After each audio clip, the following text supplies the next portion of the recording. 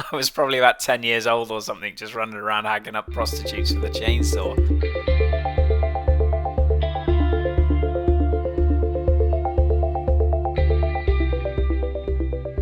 Hi everyone, I'm Fletch and welcome back to the channel, and today we're going to be talking about introverted gamers.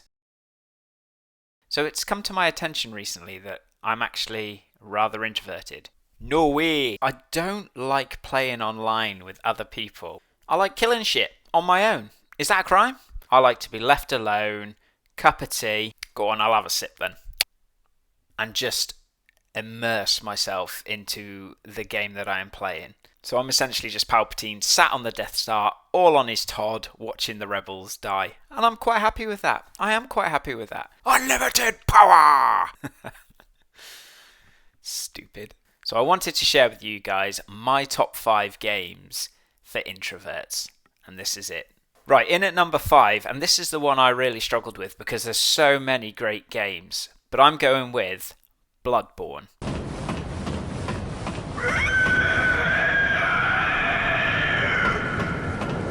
If you know nothing about this game or very little, I implore you to get this game. There are plenty of people that can explain Bloodborne better than I, and there's hundreds of YouTube videos, but essentially people are getting turned into beasts. As an introvert, it can be a little intimidating at first as they introduce you to death quite early on by throwing a werewolf in your direction literally as soon as you've made your character insane. But death is part of the game, as any Souls game is, and it's just a beautiful, brilliant, well-written game. But the story and the lore, especially behind this game, is absolutely out of this world. And if you enjoy, fairly scary games, again, this is perfect. You can just turn off the lights, shut everyone out, and play some game. There are some scary enemies that just destroy you. They've got like little tentacle things that suck your insight out as well. Horrible bastards, them. The boss designs for me are probably one of the best in any game ever. I remember the first time I walked into the church and I saw Vicar Amelia, I think it was, and she just transforms into this beast, and, well, she absolutely destroyed me, of course, but I was just in awe of the design of the creatures. Amazing, amazing game. It will leave you fuming, but it will also leave you entertained, and in my opinion is From Software's best game. So that's number 5, Bloodborne. Give it a go if you haven't played it. Amazing game for introverts or just for anyone that just likes to kill shit. Right, the next game on the list at number 4 is Red Dead Redemption 2. Lord have mercy! Shit. Now, Rockstar have made some great games. Some of the first games I ever played on console was Vice City. I just remember running around with a chainsaw just hacking up prostitutes. I know that's horrific, but I was probably about 10 years old or something, just running around hacking up prostitutes with a chainsaw. Always searching for the good life, me. And then, of course, I played Red Dead Redemption, and I remember being just drawn in by the Wild West. The cowboys, the horses. It was just brilliant. So when Red Dead Redemption 2 came out, I was so excited to play it. The character you play, Arthur, he's just a perfect protagonist. He's got so many flaws and you love him for those flaws all at the same time. You almost start believing you are him and living in the Wild West. Once the game opens up, I think after the second chapter, you can really appreciate the beauty of the game. It is stunning. And it just immerses you into the world. Like when you go hunting with Hosea for the first time, great name by the way, and you leave like a bit of bait down and then this bear just comes out of nowhere and it's massive and you're there with your little pistol like pew pew pew pew pew pew pew. You have to shoot it about 10,000 times in the head and it still just doesn't die. As an introvert, Red Dead Redemption 2 is one of the most immersive games I have ever played, period. It's got an insane soundtrack as well. It's full of memorable characters and awesome twists and turns. And the character development as well. Like, especially with Dutch, who starts off as your bro and then just goes off on his own path.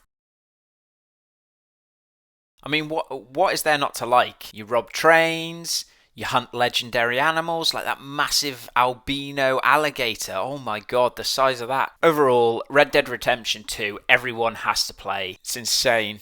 Insane amount of detail in that game. And that's why it's number 4 on the list. Absolutely love it. Let me know what you think. By the way, guys, do me a favour and hit that like button and subscribe if you're liking the video. And make sure you stay until number 1 because I have a bit of a curveball as my number 1, so stay tuned for that. Just sneaking into the top 3, and what was my favourite game for a very, very long time, Mass Effect 2. What is love?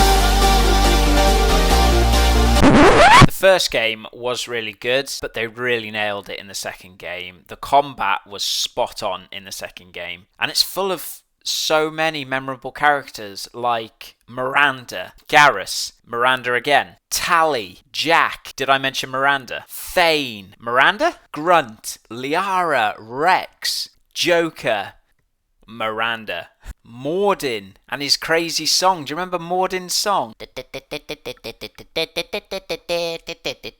don't know what that was. That was something else.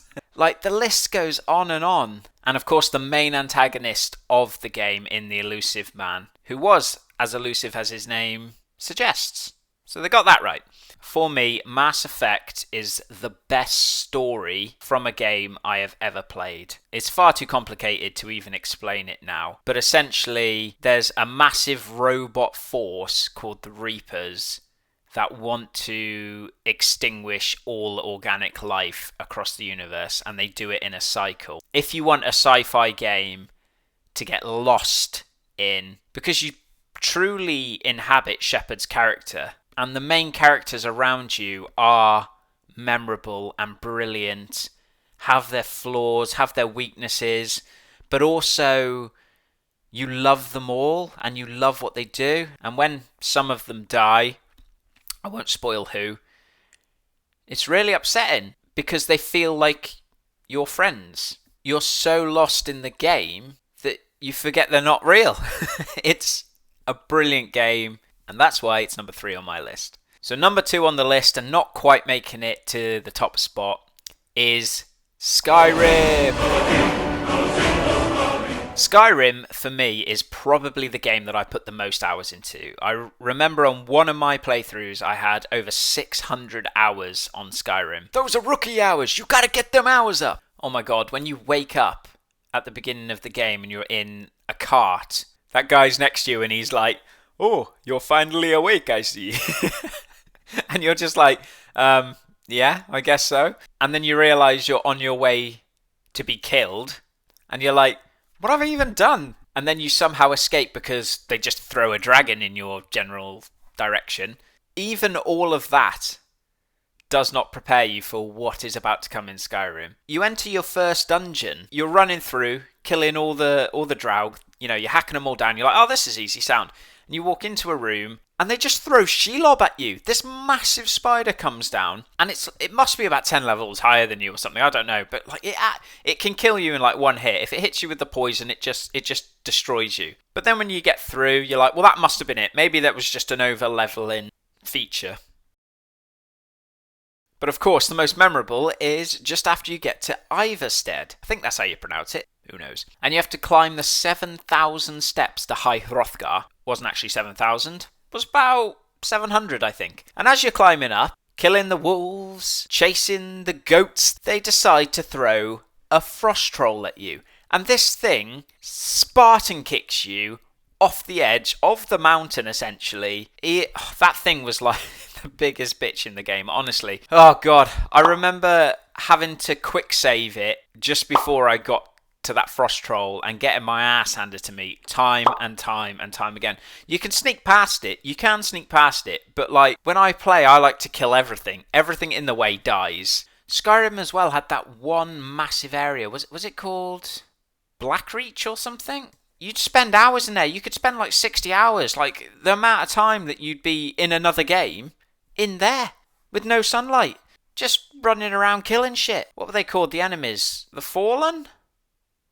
Fema or something? Falmer, yeah, that was it. Just running around killing the Falmer. Just had a vendetta against them. Just culling them. See you later, Falmers. And of course the dragons on Skyrim as well. I mean, any game with dragons for me is top tier. And there's different types of playthroughs. You can play as an archer, you can play as a two-handed warrior, you can play as a sword and shield, you can play as a mage. You can just run around with your fists shouting at people, and it just gives it such replayability. Skyrim for me is up there with Red Dead Redemption 2 for how immersive it is. It's obviously a lot older game, and that's why I'm giving it a bit more of the benefit of the doubt, because it was so early in those massive open world games. Amazing game though, absolutely love it, and that's why it's number 2 on the list. Hope you guys agree. And we've made it to number 1 on the list, and this might actually surprise a few of you, but for me is probably the best game for introverts ever. And it's Pokemon Gold and Silver.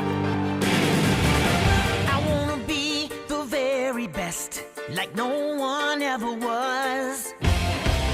Now, before you all go absolutely insane at me, please just hear me out here, okay? This game holds a significant amount of nostalgia for me. It's probably one of the first games I ever played on a Game Boy, a Game Boy Color, and I remember just being a kid and playing it religiously. I used to be in the car on the way back from like my nan's house or something, in the dark, and my Game Boy looked like a transformer. I had so many attachments on it. I had like a charger pack with a cable plugged into the cigarette lighter in the car. I had a connection cable so I could trade Pokemon with my brother. Of course, I traded him Pidgeys for like Gengars, but you know, that's what brothers do. He still hasn't forgiven me. The screen didn't light up. Like, this was a console where the screen didn't light up. So I had to have this attachment that essentially shone a light on top of the screen. So you'd be blinded by it because it's dark everywhere else. If you're an introvert, for me, you cannot get a better game. You essentially pick a pet at the beginning that's going to stick with you for the whole journey. You train it and give it love and then battle it. You are essentially Ash Ketchum, and it's great. Of course, I played the original games, the blue, red and yellow, but for me, Gold and Silver was just a level slightly ahead. And the starters were pretty good in that Pokemon Gen 2 as well. Cyndaquil Club, let's go! There were some cool Pokemon designs in Gen 2, like Miltank, for example. Yeah, Miltank. Had some cool legendaries as well, like Ho-Oh. You see Ho-Oh in the first ever episode of Pokemon, you see it fly over. And then Lugia, the other one that was in Silver. Lugia was in Pokemon Movie 2000, was it? Or something? Amazing. And you could get these Pokemon. Absolutely amazing. And this game is number 1 on the introvert list because I remember just getting lost in these games. And I would play them for hours and hours and hours. You could come home, go on your Game Boy, see your little Cyndaquil, and just lose yourself. So that's my top 5 games for introverts. I'm sure you guys will disagree. Please let me know in the comments, what are your top 5 games for introverts? Whether there are any more of you out there that, just like to game on their own like I do. Or whether you partake in both. Or whether you just entirely love online gaming and don't play anything else. If you like this video, please smash that like button. It means a lot to me. And subscribe to the channel too. Thanks everyone for watching, and I'll see you guys in the next one.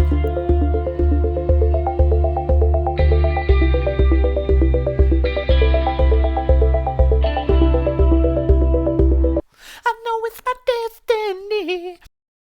Never do that again.